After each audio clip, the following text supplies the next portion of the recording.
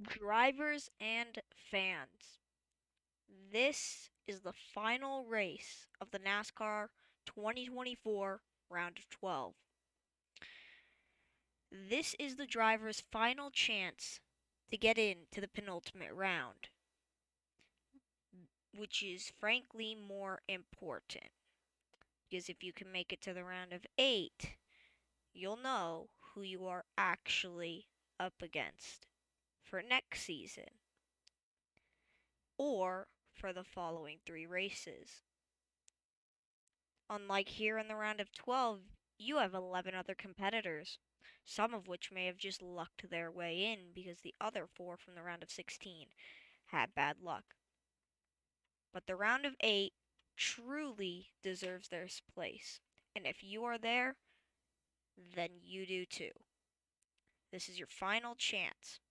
Kansas Motor Speedway, the Buschy McBusch 400. Let's see how the drivers do as we're going to head down to trackside. As here we are, Kansas Motor Speedway, a 1.5 mile circuit, host of a NASCAR Cup Series race and a Camping World Truck Series race. The front of your grid consists of Austin Dillon, Ryan Sieg, Christopher Bell, William Byron, Noah Gragson, Ryan Blaney, Quinn Houff, Cole Custer, Austin Cindric, Ryan Preece, and Bubba Wallace. Let's see who will come out on top out of these set of drivers. Because remember, those 12 earlier are not the only ones out on track. They may be the most important, but they're not the only ones. As it is green flag for the final round at Kansas. An amazing season so far. We've seen upsets, we've seen luck.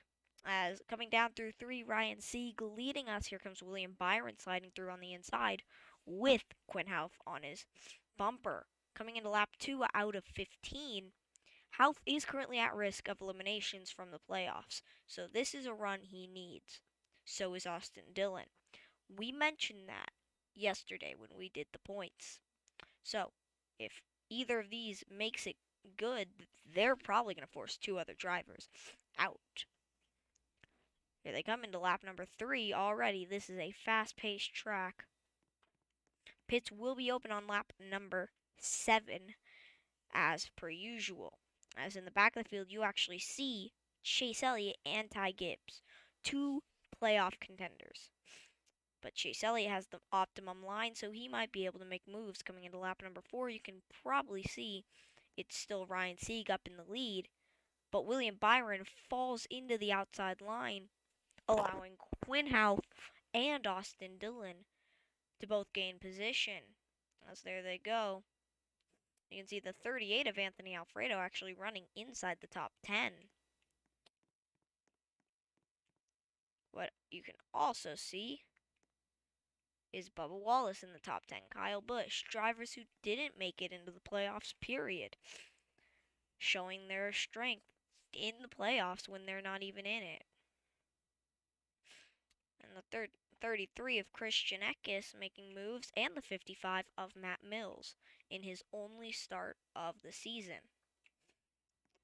Here they go, Ryan Sieg bringing us through halfway down lap 6. Pit lane will be open after they pass. Ryan Sieg has been dominating this race so far, but will he keep it? Pit lane has officially been opened by the officials. Let's see how Sieg does.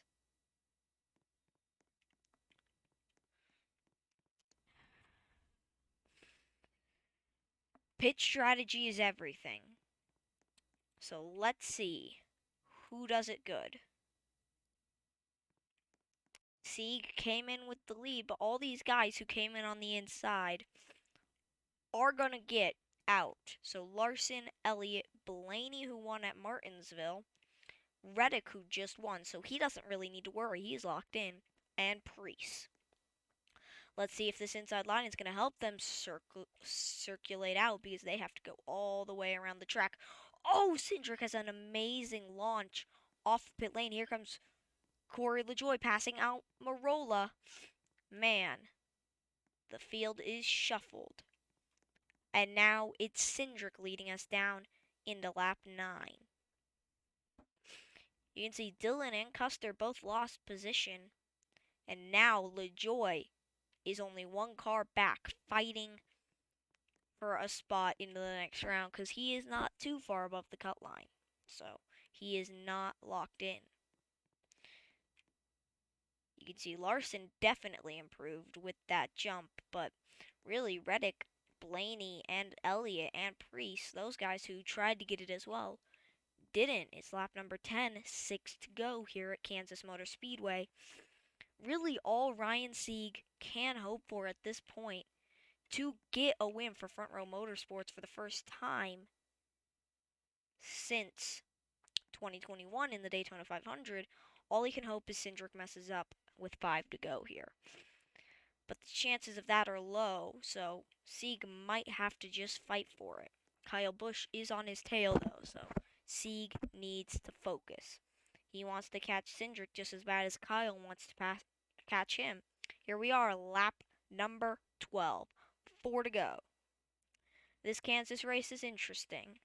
This is what happened last race. Almirola won it last season. He made the final 4 from it because this was in the round of 8 last season. This was a massive upset, as here we are, 3 to go, lap 13, because the second place car was the leader all up until pits. So this is a storybook recreation, as Sieg has definitely closed that gap. He is pushing his car to the limits. Alfredo was pushing it. He's just outside. 2 to go. Sieg has made that gap small. He has made it tiny. It might be enough. It might not. It is too early to call. Sieg could try and fight Cindric for this win. White flag in the air, sponsored by Credit One Bank.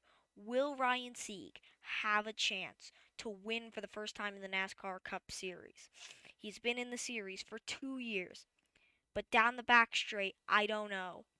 I don't think so. Down the back straightaway, Cindric off turn 4 for the final time. It's going to be Austin Cindric for the second time in his NASCAR Cup Series career, winning at Kansas Motor Speedway. Massive disappointment for Ryan Sieg. As you can see on the cooldown lap, he's gaining even more. But I doubt it would have been enough no matter what. So drivers are going to head down into the garage as disappointment for Ryan Sieg.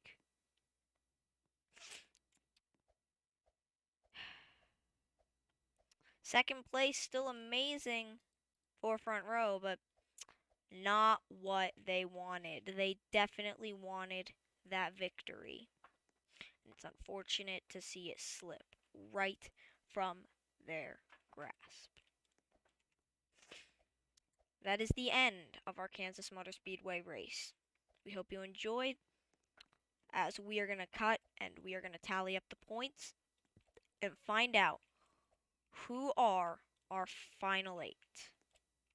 Well, not our final 8, but you know, because they're not our final people.